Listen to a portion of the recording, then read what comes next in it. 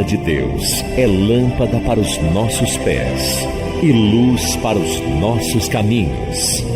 Ela nos traz ânimo e fortalece o espírito. Chegou a hora de ouvirmos a palavra de Deus. Momento da palavra. Momento da palavra.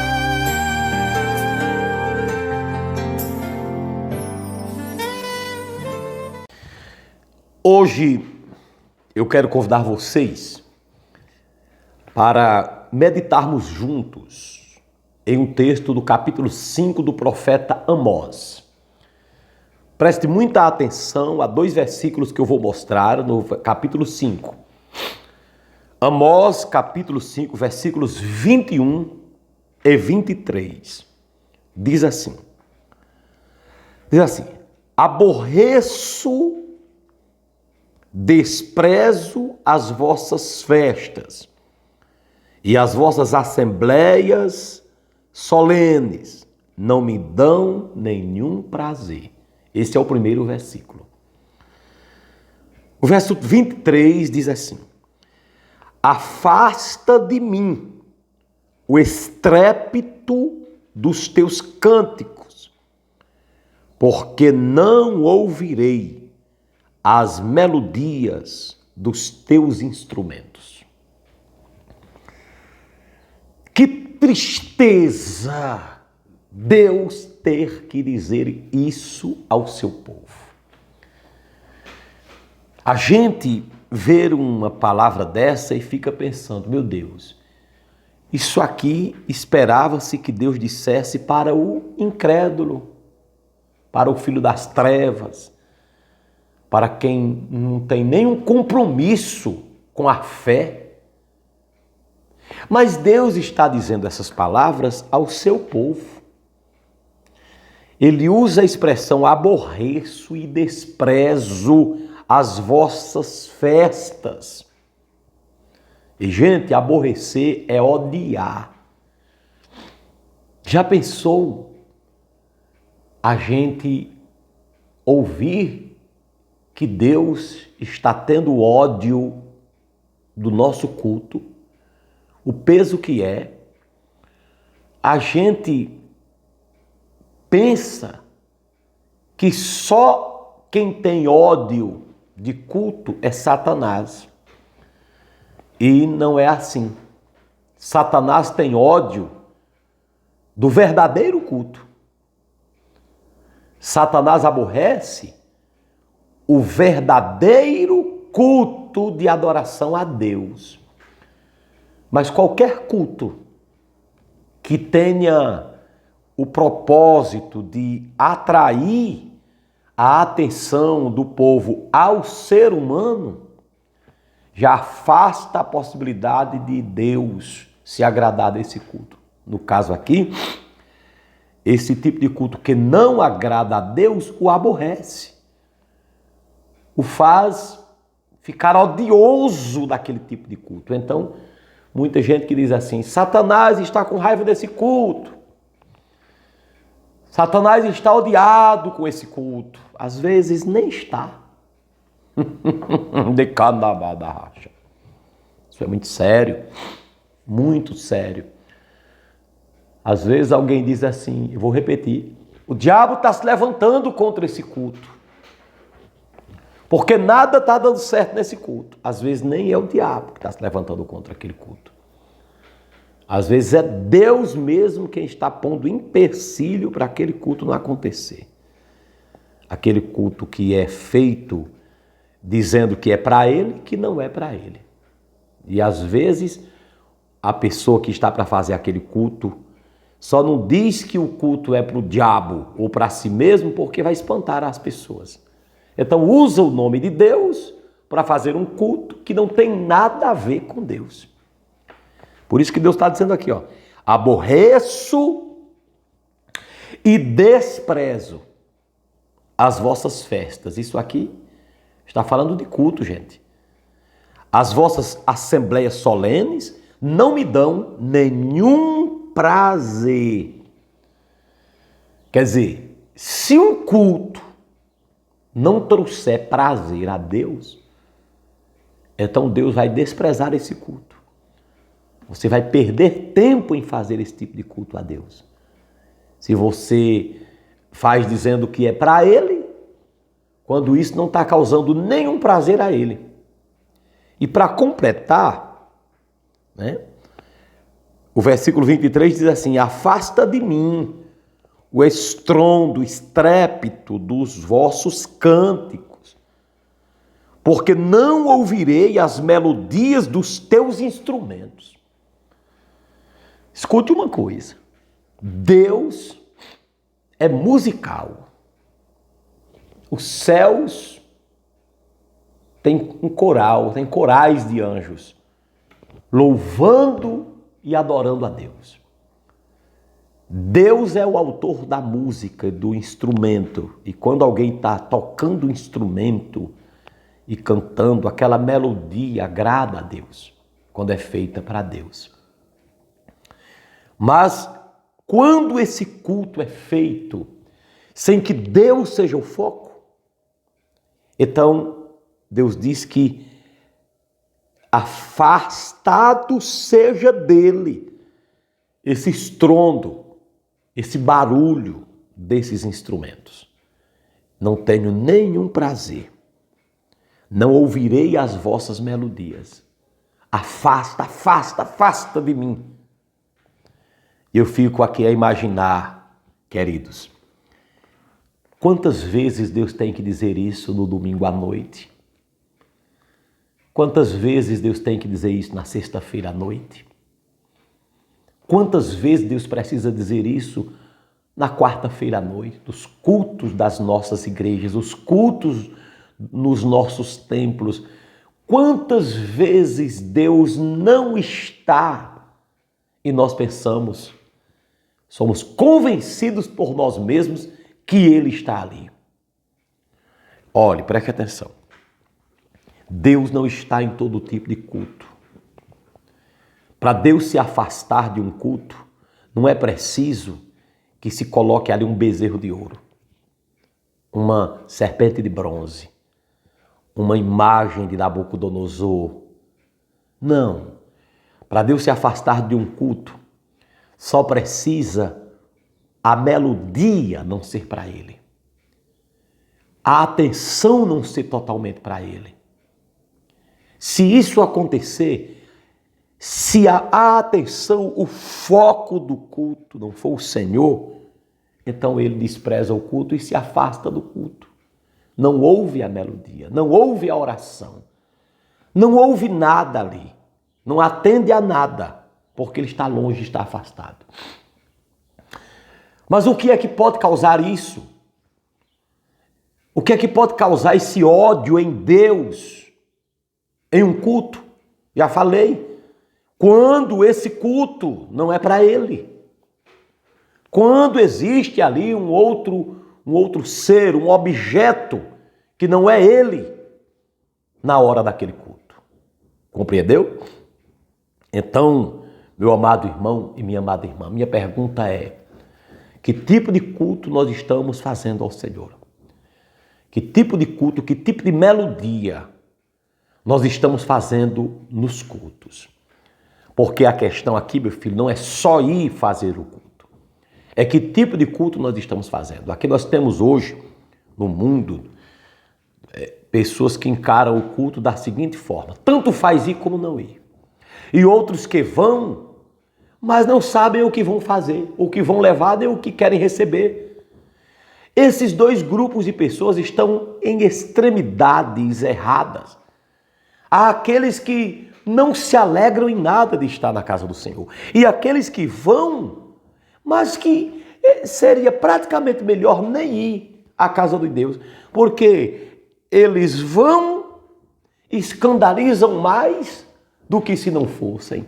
Então, é praticamente melhor, eu até assumo a responsabilidade de dizer, que ao invés de você ir ao culto e fazer um culto mal feito, é melhor que você não vá. Eu me atrevo e assumo as responsabilidades todas para mim em dizer isso. A Bíblia Sagrada diz que nós devemos nos congregar, é claro. Mas esse texto fala que nada adianta estar congregando e não fazendo o culto que agrada a Deus. Entendeu que Deus aí não é uma questão apenas de você ir para a igreja? Não é uma questão apenas de você ir para o culto, louvar lá, cantar lá, participar do culto, não. A questão não é ir, é para que eu vou e o que vou fazer quando chego lá. Olha, irmãos, eu vou falar uma coisa para vocês. Os cultos hoje, em muitos lugares que a gente vai, não parecem culto, não. Parece de jeito nenhum. A irreverência corre solta. Olha, eu já vi casos no nosso Nordeste, que é onde por mais eu ando, por mais eu prego. Eu fui uma vez numa capital, que na hora que eu terminei o culto, eu fui na praia. Eu fui à praia com o pastor e comi uma tapioca na praia. E quando eu cheguei lá, eu via crentes de Bíblia na mão, praticamente em fornicação dentro dos carros, ao lado dos carros, depois do culto, com a Bíblia na mão ali dentro do carro mesmo, entendeu? Então, quer dizer, de que valeu essa pessoa ir para o culto? De que valeu essa pessoa chegar lá no culto? Está entendendo? Então, eu vejo muitas vezes cada exibicionismo de pregadores nas igrejas, pregadores e cantores que, meu Deus, seria melhor não ir. Porque se a pessoa não vai, pelo menos ele tem a chance de não blasfemar. Escute aí. Se a pessoa não vai ao culto, pelo menos ele tem a chance de não cometer o pecado da blasfêmia.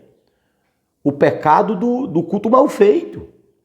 Por quê? É pecado não fazer o culto, mas é pecado também fazer um culto mal feito. Então é melhor não ir. Então é melhor pecar por não ir do que pecar indo e fazendo mal feito. Então, olhe, os cultos hoje não são mais cultos, em muitos casos. São shows. Shows do homem para o homem. Simplesmente. Os cultos hoje, em muitos lugares, os grandes congressos, são ringues de pregadores. Vamos ver qual foi o pregador que pregou melhor. Só falta até agora uma plateia para julgar quem foi o pregador melhor, o melhor orador. Então, praticamente é um ringue em que 10, 15, 20 pregadores vão para cada um apresentar uma oratória que convença e não poder de Deus. Então tem muito orador e pouco profeta. Tem muito orador, muitos homens que falam, mas poucos mestres da palavra. Então existem muitos homens que estão hoje nos altares, meu irmão, mas aqueles altares ali são simplesmente palanques, são simplesmente palco para exibir uma oratória sacra, mesmo que não seja sacrocêntrica, mesmo que não seja cristocêntrica, é melhor falar assim. Então, deixe-lhe dizer uma coisa, isso aborrece a Deus. Então os cultos hoje são assim, quer um bom pregador? Pague para ele vir. Quer um bom cantor? Pague que ele vem. E se ele pedir um valor e você negociar por um valor menor, ele não vem muito satisfeito. Ele vem 3 noites por 5 mil, vamos dizer assim, os baratinhos, viu? Os que tem baratinho por aí. 3 noites por 5 mil, mas na verdade eram 2 noites, cada noite 2.500. Mas o pregador da igreja local, o pastor ligou e disse, dá para vir pregar 3 noites pelos 3 mil? Ele disse que vai, mas a primeira noite ele não chega. Quer dizer que já enrolou mesmo. É enrolação. Eu digo isso porque eu já vi acontecer comigo, eu estou falando de coisas que eu já vivi. E muitos pastores de igreja vivem isso. Deixa eu dizer uma coisa aqui. O pregador, você liga para ele. Eu vi uma vez um pregador aqui da Redondeza, só porque já tinha pregado 1 noite ou 2 num congresso famoso em Santa Catarina. E eu mandei alguém entrar em contato com ele para vir pregar aqui em nossa igreja uma noite. E quando ligou, a secretária atendeu e a conversa é que era R$3.000 a noite para pregar. R$3.000 uma noite. Só porque tinha pregado uma vez ou duas em um congresso famoso por aí. Agora, querido, não tinha nem menor preço. Quer dizer, me diga uma coisa, fale a verdade, esse pregador, só porque pregou num congresso famoso, só viria pregar aqui se fosse 3.000 a noite, não faria nem por 2.000. Eu fico perguntando, Deus vai receber esse culto? Fala a verdade. Você acha que Deus vai receber esse culto? Ligamos para outro. Quem atendeu a secretária? Primeira coisa que a secretária disse, a cantora fulana de tal vai estar cantando aí? Nós dissemos não, é porque se a cantora fulana de tal estiver aí, o meu marido não vai. E é 3.500 para ele pregar. Agora eu estou esquecido se era uma noite ou final de semana. Então nós tentamos negociar isso há muito tempo. Hoje eu não faço mais isso não. Faço mais não porque aí também eu estou cooperando, né, com o erro, né? Nós tentamos negociar e sabe o que foi que a secretária dele disse? Ainda até pouco, meu irmão. Porque esse dinheiro aí ele tira numa noite em sua igreja. Ele faz aí um rebuliço e a igreja dá esse dinheiro na mesma noite. Ele rende muito mais do que isso aí. Quer dizer, me diga uma coisa, Deus vai estar no negócio desse? Deus vai estar presente nesse culto ali? Que o pregador vai porque foi pago, simplesmente porque foi pago? Eu não estou falando, gente, da igreja generosa com o pregador que chega. Pelo contrário, eu sou um ferrenho defensor de que a igreja que convida trate o profeta bem, trate da melhor maneira possível. Faça de tudo, porque a mensagem que sai da boca de um homem de Deus não tem preço. Mas isso deve ser uma atitude que parte da igreja e não uma exigência que parta do profeta. O que o profeta deve exigir é que o povo esteja ali querendo ouvir a palavra. Essa deve ser a exigência do pregador. E que ele mesmo seja um homem santo e leve a mensagem do evangelho. Agora, a generosidade tem que partir da igreja para com o pregador. E ela tem que ser generosa e não pode pecar também nesse fato de convidar pregadores e colocá-los para sofrer ali, que nem eu já vi gente reclamando por aí, de viajar 100, 200, 300, 500 quilômetros para pregar em igrejas que judiaram desses pregadores. Trataram no mal, tiraram de suas igrejas 5 dias de suas igrejas para levá-los e despedi-los de mãos abanando. Essas igrejas também não pensem que Deus vai abençoá-las, que não vão também não, viu? Elas não serão também abençoadas não, porque o fato de um pregador não fazer certas exigências, porque realmente não poderia fazer isso, não libera a igreja para tratar um pregador de qualquer maneira não. Agora parece que hoje as igrejas por aí, muitas delas, só dão valor realmente a esses pregadores pagos, que cobram alto, entendeu? Porque particularmente eu digo a vocês, eu hoje não convido mais esses astros que impõem preço. Eu convido pregadores e na hora que eu os convido eu digo, olha, eu tenho uma oferta X para lhe dar. Eu tenho essa oferta X. Se ele quiser vir, ele vem. Se ele não quiser, se ele não for homem de Deus, ele não vem.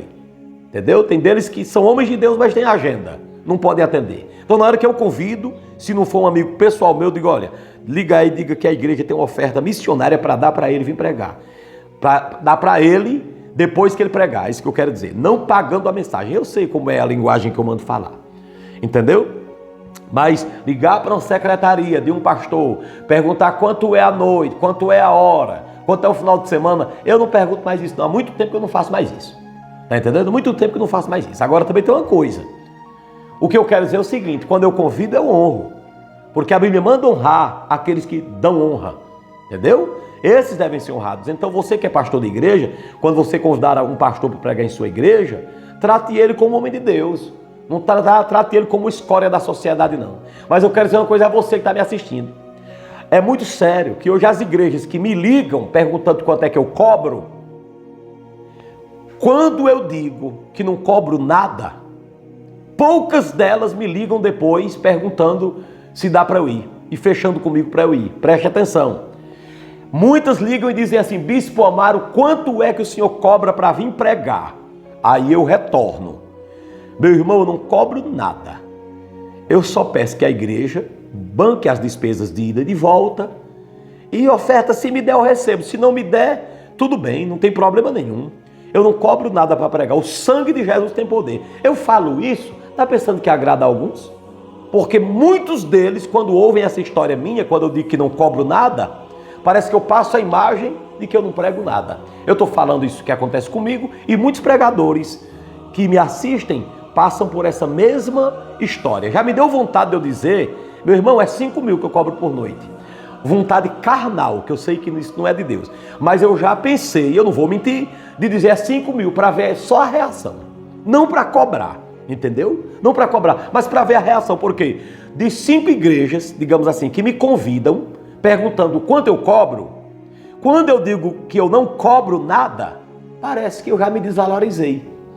E muitos pregadores que me ouvem contam a mesma história. Então, a igreja, sabe como é que ela está? Ela está corrupta em muitos setores. E os cultos delas não podem ser mais ouvidos pelo Senhor.